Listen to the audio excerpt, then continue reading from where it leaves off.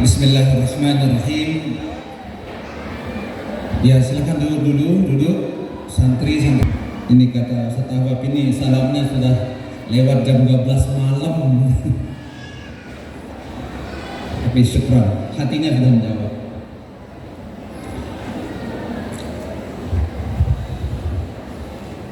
Yang terhormat Bapak Ketua Yayasan Chandra Tuan Guru Haji Hasanain Juwaini, staf pengasuhan Dewan Guru, bapak-bapak, ibu-ibu wali santri dan santriwati, serta anak-anakku tercinta, santri dan santriwati.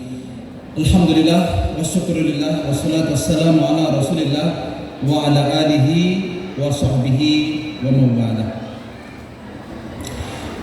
Bapak dan Ibu, sudah banyak tadi disampaikan tentang apa yang harus kita lakukan, apa yang boleh kita lakukan, sunnah-sunnah apa yang harus terus kita jaga di pondok kita ini, dan saya akan memperkuat itu semua supaya apa yang kita inginkan bersama-sama bisa berhasil seperti yang diamanahkan oleh wali santri dan wali santriwati baru tadi.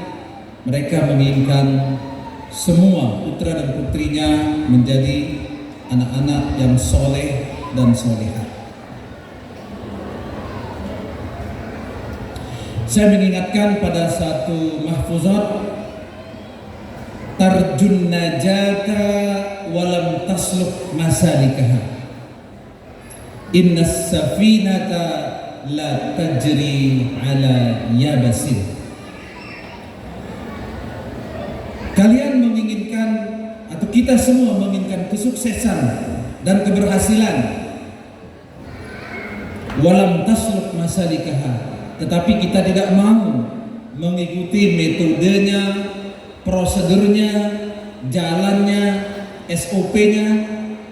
Innas safinata la tajri ala yabasin.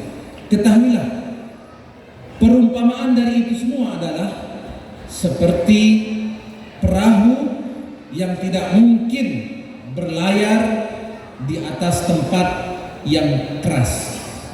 Jadi perahu kalau dia berlayar di tempat yang keras, sudah pasti tidak akan berjalan, sudah pasti tidak akan bisa mencapai tujuannya.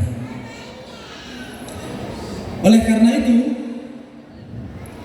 3 komponen yang akan membuat anak-anak kita sukses, atau bahkan 4-empatnya termasuk pimpinan, wali, guru-guru, dan anak-anak itu sendiri harus bersama-sama melakukan sesuatu yang wajib kita lakukan untuk keberhasilan itu.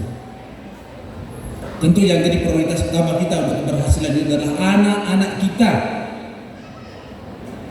Ada kewajiban-kewajiban yang harus dilakukan oleh pimpinan, membimbing, mengarahkan, memberikan arah ke depan, mengarahkan guru-guru.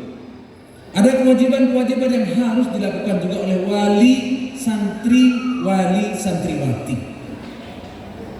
Ada kewajiban-kewajiban yang harus dilakukan oleh guru-guru, dan tentu sebenarnya yang paling besar kewajiban itu kembali kepada anak-anakku semua, santri dan santriwati. Semua harus melakukan tugas masing-masing sesempurna mungkin agar kita bisa mencapai tujuan yang bersama-sama kita inginkan.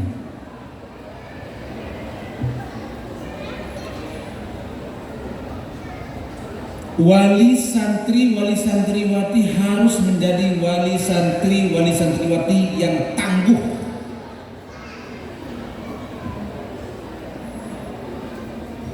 Santri juga harus, dan santriwati harus menjadi santri dan santriwati yang tangguh. Di antaranya, wali santriwati ini mampu untuk menahan diri, untuk tidak selalu mengunjungi anaknya setiap ada kerinduan, meskinya kerinduan itu ditahan. Anak-anak juga jangan setiap saat menginformasikan kepada orang tuanya untuk dijenguk.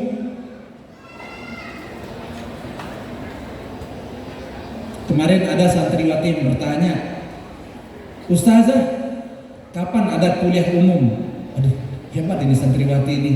Dia bertanya karena dia ingin mendapatkan arahan-arahan dari kuliah umum. Rupanya bukan itu. Pada hari itu orang tuanya akan datang menjenguknya. Masya Allah. Dah apa-apa dah. Ya, satu kegiatan dua-duanya kena. Ya, moga-moga saja apa yang kita sampaikan dalam kuliah ini juga kena. Di samping kunjungan orang tua juga dapat. Meskinya santri dan santriwati itu cukup dijenguk sekali dalam sebulan, ya. Cukup?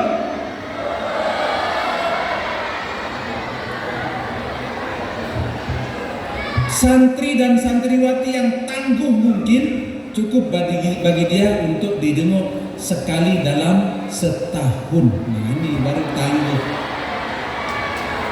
Alhamdulillah, saya sendiri, Tuan Guru Haji Hasanain sudah pernah menjadi santri yang tangguh yang hanya dikunjungi selama 4 tahun mungkin sekali, Kanda ya?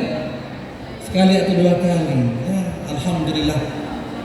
Jadi tangguh juga kita ya, meskipun ada kata-kata terpaksa di sana, kita hapuskan kata terpaksa karena jauh tempatnya. Ya. Jadi orang tua kita juga tangguh ya, meskipun ada kerinduan tiap saat, tidak selalu dia pergi menjenguk karena ongkosnya mahal dan jaraknya jauh. Tapi itulah yang membentuk santri dan walinya menjadi orang yang tangguh. Sekarang ini, Masya Allah ya, gampang sekali untuk menjumpai anaknya dan lain sebagainya ya, dikunjungin. Sampai ada catatan kerajinan yang tidak menggembirakan. Rajin tapi tidak menggembirakan. Kami punya catatan laporan dari organisasi, ada santriwati bahkan santri yang dijenguk oleh ibunya dalam 1 tahun itu lebih 150 kali. Nggak usah ditepukin, itu tidak membanggakan itu. La ilaha illallah, berapa ongkosnya bolak-balik. Apa kerjaan orang tuanya? Menunggu hari untuk menjenguk. Apa tugas santrinya di pondok? Menunggu orang tuanya yang menjenguk. Itu saja kerjaannya dari hari ke hari. Begitu tamat, alhamdulillah, memang senang kita diharumain. Kenapa? Setahun kita bisa dijenguk 150 kali. Masya Allah, ini tidak benar. Kalau ada yang begitu, tolong laporannya ditindaklanjuti ya. Bagian pengasuhan, putra putri tindak lanjuti anak yang 150 kali dijenguk, tahun ini batasi 1 kali sebulan. Ya, ini pasti tahu ini ketua organisasi ini, anak-anak yang dijenguk. Itu artinya untuk mendukung keberhasilan kita di pondok kita, Bapak Ibu tahanlah kerinduan itu, ubah rindu itu menjadi doa. Mudah-mudahan anakku di pondok semakin rajin belajar. Ya, anak-anak ini yang sering kita lihat nongkrong di depan pintu, nah itu paling sering dijenguk. Sampai wali murid itu tahu cara menjenguk anak. Pokoknya gampang kalau kita berjumpa sama anak kita. Bagaimana caranya? Ada rahasianya. Sampai tahu rahasia begini tidak membanggakan juga. Kalau rahasia untuk membuat anak pintar baru kita bangga. Ini rahasia bagaimana supaya seminggu bisa menjenguk 4 kali, bisa dia. Pura-pura berdiri belanja di warungnya Umi Runi di sana. Anaknya mampir, jumpa lagi. Besok ketemu lagi, besok. Masya Allah, ini kurangi. Yang paling layak insya Allah akan menjadi santri yang tangguh dan santriwati yang tangguh, termasuk juga wali yang tangguh. Itu kalau maksimal itu sekali sebulan.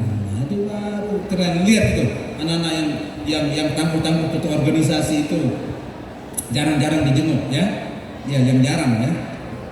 Baik Bapak dan Ibu, kami ingin menyampaikan semua ini karena kita menginginkan anak-anak kita yang berhasil. Tapi seringkali kalau ada disiplinnya, tidak mau kita ikutin. Tolong ibu, kalau anaknya sakit-sakit sedikit, jangan cepat-cepat dibawa pulang. Baru dia jerawat anaknya sebelah kecil saja, Ustaz, Anak saya sakit, anak yang nelpon juga senang. Enggak dia beritahu sakit apa. Pak, saya sakit. Udah begitu aja terus. Semakin pendek dia nelpon, semakin penasaran orang tuanya kan sakit, tutup teleponnya terus. Sibuk bapaknya ngizin kesana kemari begitu sampai iya ini kita sakit sedikit ini. Begitu ya tahu karenanya kayak gula tadi ya, Ustaz Basar ya, kayak gula. Jadi bertemu itu indah sekali. Wali menjumpai anaknya, aduh jumpa sama anak pondok. Lama enggak jumpa padahal hari yang lalu ya. Dijemur begitu. Jadi manis akhirnya anaknya enggak betah. Minta dijemur terus. Besok datang lagi ya, nah itu dia ya. Tapi ada anak-anak yang hebat, ada anak-anak yang hebat. Ini saya bangga. Kalau terlalu sering dijemur, dia bilang, Bu, Bapak, jangan sering-sering menjemur, malu kita. Ini dia, anak ini akan sukses nih yang begini-begini. Ya.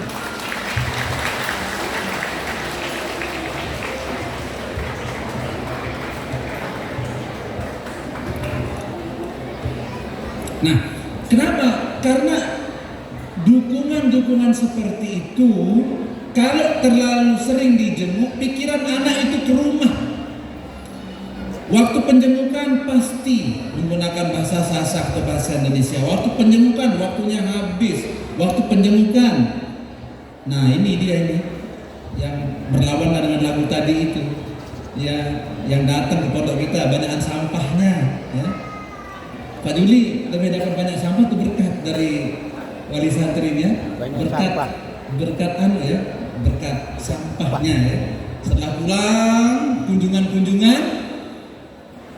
yang masih tersisa itu sampahnya.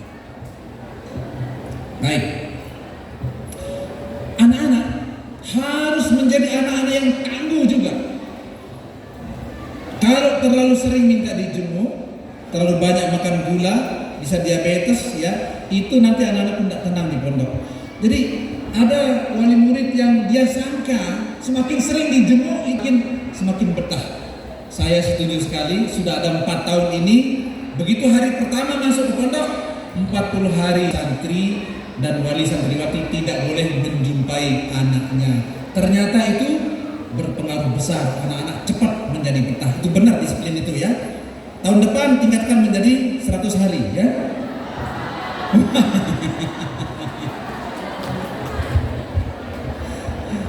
Ibu, ini terus terang nih saya sampaikan apa adanya. Saya terharu melihat wali santri adalah guru Nurul Haramain.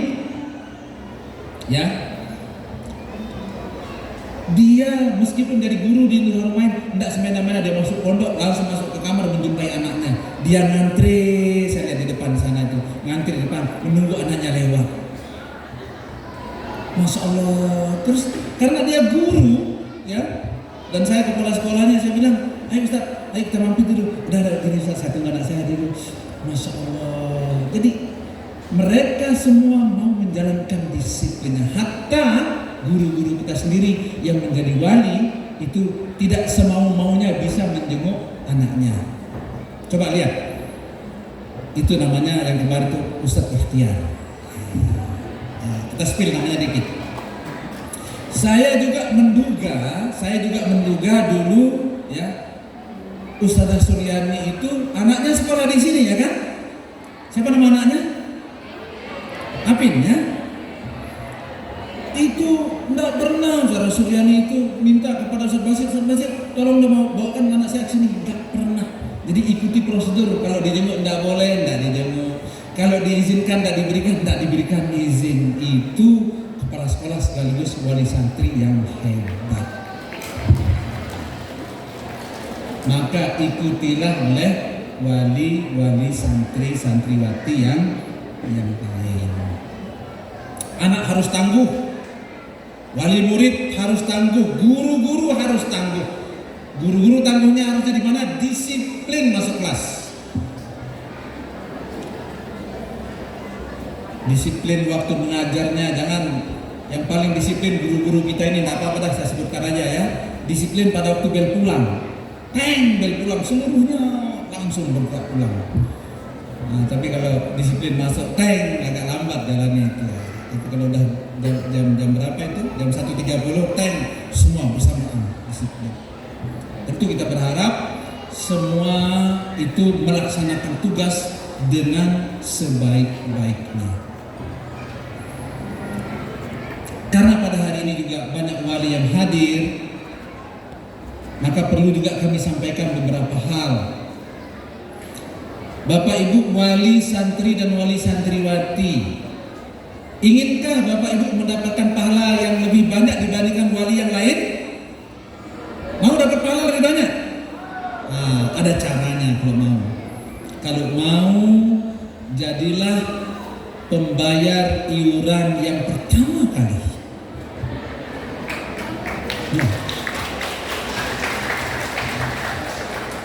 Mereka yang membayar pertama kali itu uangnya langsung dipakai, termasuk untuk mendanai kawan-kawannya yang terlambat membayar. Banyak yang terlambat membayar. Kadang-kadang heran, ya ini tunggakannya luar biasa. Saya pikir kalau tunggakan itu dibayar hari ini langsung lusa, Ustadz Kudus itu bisa langsung punya berapa 50 komputer itu ya. Kalau tunggakan itu bisa dibayar hari ini dengan tuntas. Nah, bendahara kita Putri berapa? Putra mana? Berapa tunggakan anak-anak kita hari ini? Berapa? 300 juta. Ya, 300 juta tunggakannya. Kalau 300 juta dibayar sebelum tertenggelamnya matahari hari ini, maka 4 hari yang akan datang 50 komputer baru sudah ada dipakai untuk belajar oleh anak-anak kita. Ya.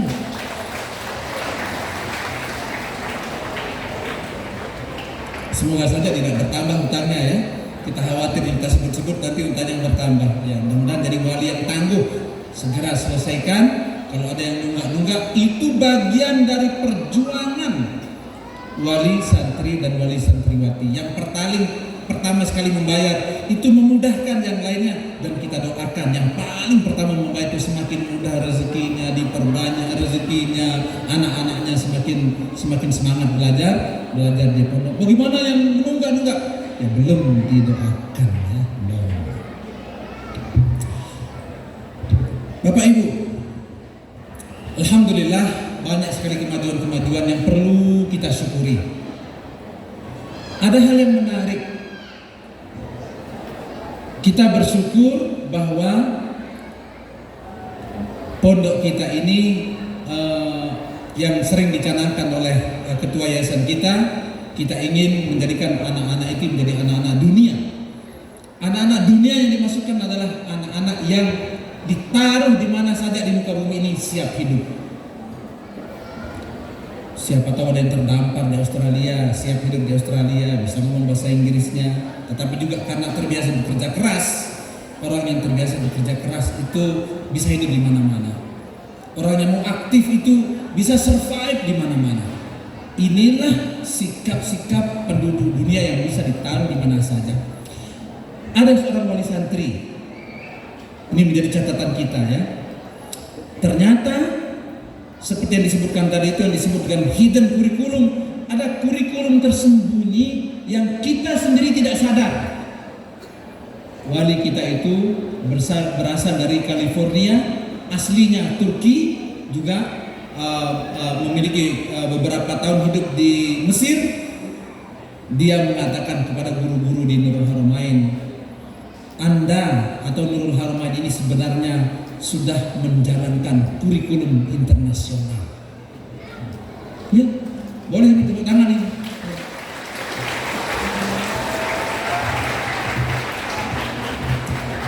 Kita yang mengatakan begitu bukan dari kita, tetapi mereka ini wali santriwati. Santriwati kita ada 2 sekarang ini dari California ya. Ada 2 dari Kepers. Satu namanya Sarah, yang kedua namanya Farah ya. Dua-duanya sekarang ada di Nurul Haramain Putri. Asli bahasa Inggris ya. Asli itu. Saya aja kalau ngomong sama itu belepotan ya. Ngerti kita.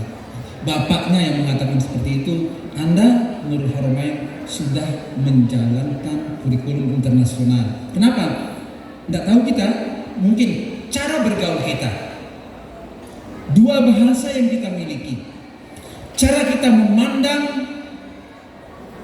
kejadian-kejadian yang ada di dunia ini. Di antaranya adalah bagaimana Nurul Haramain melihat lingkungan, bagaimana Nurul Haramain melihat iklim, bagaimana Nurul Haramain melihat penghijauan.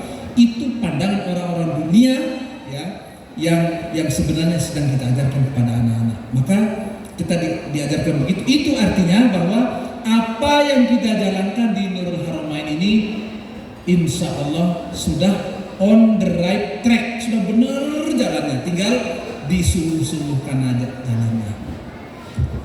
Wali murid semakin sungguh-sungguh, anak yang belajar semakin sungguh-sungguh, guru-guru semakin sungguh-sungguh. Karena kalau ada sesuatu yang tidak benar di pondok ini, insya Allah intuisi kita mengatakan ini nggak benar, ayo kita potong, ayo kita hilangkan, kita hapuskan dari Nurul Haramain. Atau kalau ada yang melihat hal-hal yang tidak benar di Nurul Haramain ini, segera sampaikan untuk kita hapuskan dari dunia Nurul Haramain.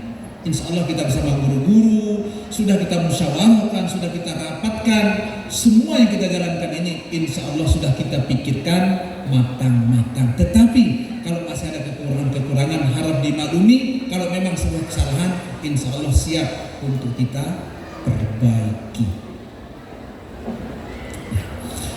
Termasuk anak-anak. Ini minggu-minggu ini Bapak dan Ibu saya sedang, guru-guru terutama ya, saya sedang sangat senang sekali. Tidak apa-apa, saya spill saja apa yang membuat saya senang. Saya senang karena saya bisa membawa 1.500 buku ke mana saja. Dan kapan-kapan mau saya baca buku itu ya. Ternyata buku-buku yang kita pernah dengar judulnya aja, sekarang bisa kita baca bukunya. Nah, tadi pagi saya membaca buku yang dikarang oleh Fumio Sasaki. Fumio Sasaki itu pengarang terkenal dari Jepang yang sekarang mulai diikuti oleh orang-orang Jepang. Cara hidupnya, dia mengarang begini judul buku karangannya itu, Goodbye Things. Goodbye Things. Selamat tinggal benda-benda. Apa hubungannya dengan Nurul Haramain? Kesederhanaan. Nah, sana ada Ustaz Maksum ya. Nah, jelas kelihatan dari sini ya, yang jaga sound system ini. Berapa tahun mondok Ustaz Maksum di pondok? Berapa? 6 tahun. 6 tahun.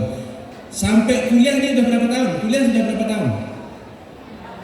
4 tahun. 6 tambah 4 10 tahun. Saya tanya, berapa lemari yang sudah punya sampai hari ini di pondok? Nah, ada yang punya 3. Oh, ternyata 3. Tapi yang paling saya percaya adalah rata-rata kita punya 1 lemari, dan itu pun sudah cukup. 6 Ustaz Basar. Waktu ngabdi di Gontor itu punya berapa lemari Ustaz Basar? Ya, 1 saja dari kelas 1 sampai ngabdi di sana. Ustaz Basar termasuk lama di Gontor itu 11 tahun. Ya, rekornya sama dengan saya 11 tahun. Itu dia punya 1 lemari, dan saya juga masih ingat dari awal masuk Gontor sampai tamat 1 lemari. Goodbye things, selamat tinggal benda-benda. Itu sekarang cara hidup baru di Jepang, cara hidup minimalis. Ternyata 1 lemari itu tidak pernah membuat kita menderita, ya, tidak pernah kita melihat dunia ini terasa kurang gara-gara 1 lemari. Ternyata kesederhanaan santri kita yang tidurnya cukup kasur digelar kan? Ya, bacalah bukunya setelah ini ya. Bukunya namanya Goodbye Things, Fumio Sasaki. Mengajarkan hidup minimalis di kamarnya itu. Jadi dia mulai memudahi kamarnya. Kamarnya pertama-tama dia banyak barangnya, banyak ininya, device-nya banyak. Dan hari ini di kamarnya hanya ada 1 kasur yang dilipat bersama bantal. Kalau mau buat sofa katanya kasurnya dilipat dipakai dia dulu.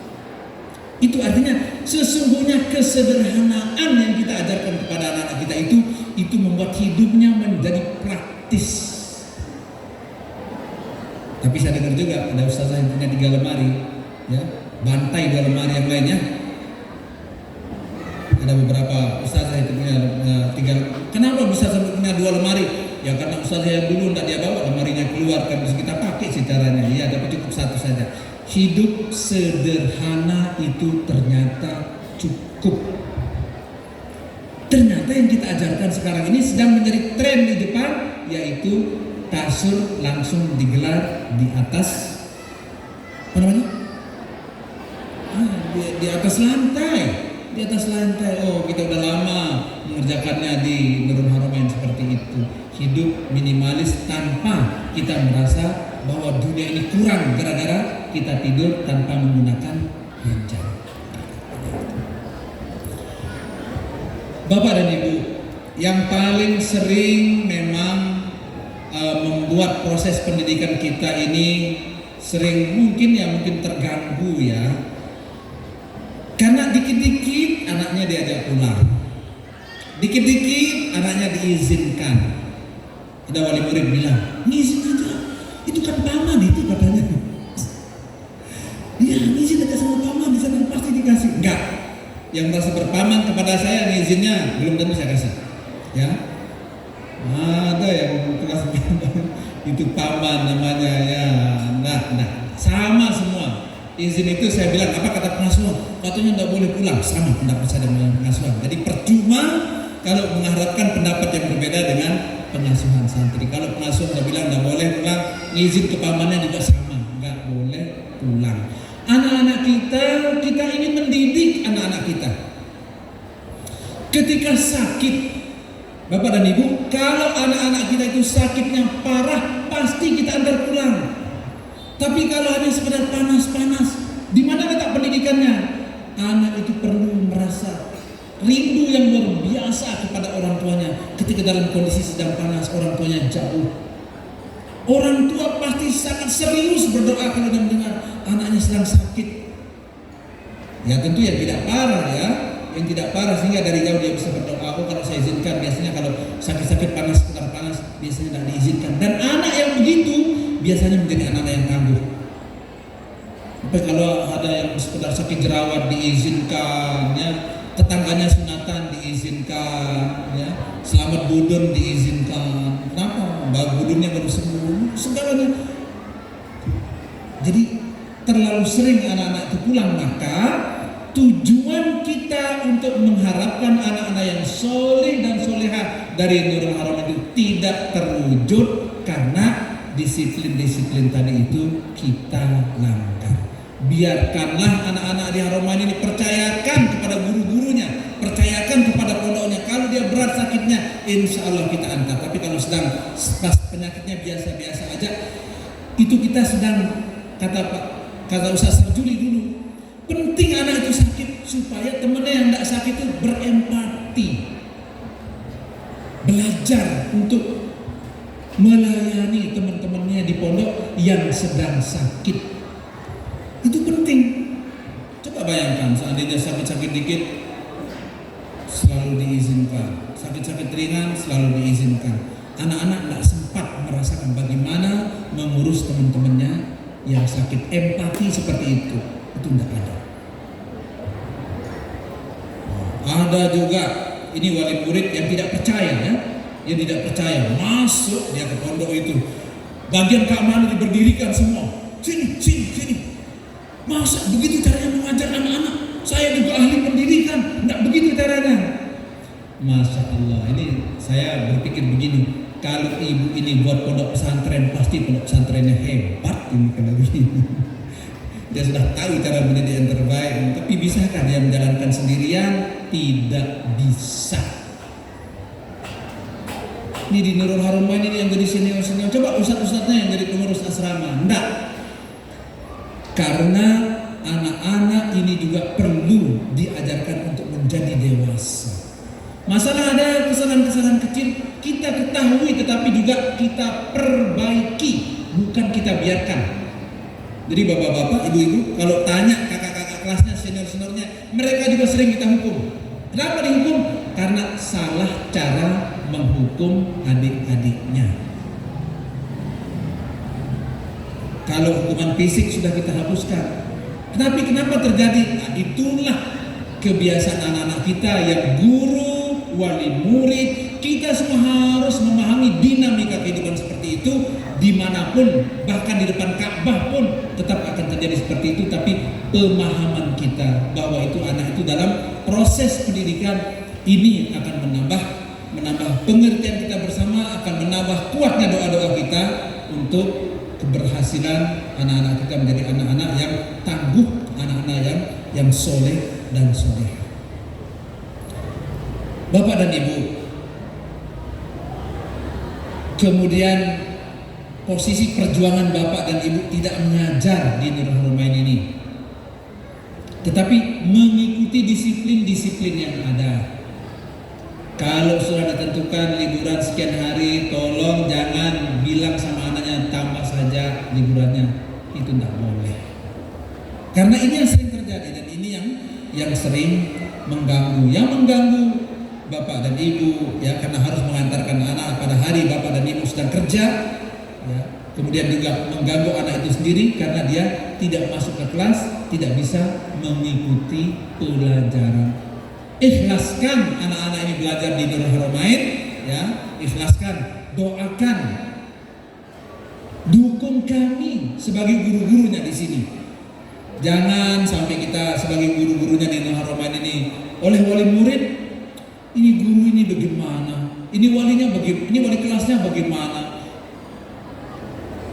Semua hubungan-hubungan anak dengan anak itu hubungannya ukhuwah Islamiyah, guru dengan guru ukhuwah Islamiyah, guru dengan wali dengan anak-anak, itu semuanya ukhuwah Islamiyah, saling mendoakan, saling membantu karena kita sedang bersama-sama menuju proses untuk menciptakan generasi-generasi Islam yang terbaik yang tidak mungkin kita bisa hadapi dengan mudah. Kalau kita bersama-sama paham bahwa untuk menyudutkan generasi-generasi yang soleh dan soleha, generasi-generasi yang berkualitas harus menempuh jalan yang sulit dan berat, maka mari kita tempuh jalan sulit yang berat itu. Tidak ada jalan yang mudah. Kalau menghayal jalan yang mudah, maka kita diingatkan lagi, waman talabul ula min ghairi aqdin ada'al umra fi talabil muhali. Siapa saja yang menginginkan prestasi, menginginkan tujuan-tujuan yang mulia, menginginkan sampai ke tempat yang tinggi, tetapi dia tidak mau bersusah payah, tidak mau berlelah, ada al-umrah, dia sudah menyia-nyiakan umurnya, dia membuang-buang umurnya fi talabil muhali, untuk mengharapkan sesuatu yang tidak mungkin. Jadi pengorbanan rasa rindu, korbankan. Pengorbanan rezeki uang untuk pendidikan anak, korbankan. Pengorbanan ikut disiplin-disiplin, ikuti. Pengorbanan mengikuti aturan-aturan yang ada di pondok mungkin melelahkan, tapi ikuti. Karena semua kita kalau mengikuti aturan-aturan yang ada, santri dan santriwati mengikuti aturan yang ada, wali mengikuti aturan yang ada, guru-guru dan pimpinan juga bersama-sama melakukan sesuatu yang tidak mudah ini, insya Allah anak-anak kita nanti pada waktunya akan menjadi generasi-generasi yang baik, yang benar, yang bermanfaat, makmur dan memakmurkan, insya Allah. Bapak dan Ibu ya, tentu nanti pada waktu-waktu yang lain ya, kalau mendengarkan disiplin-disiplin pondok itu kami minta diikuti meskipun berat.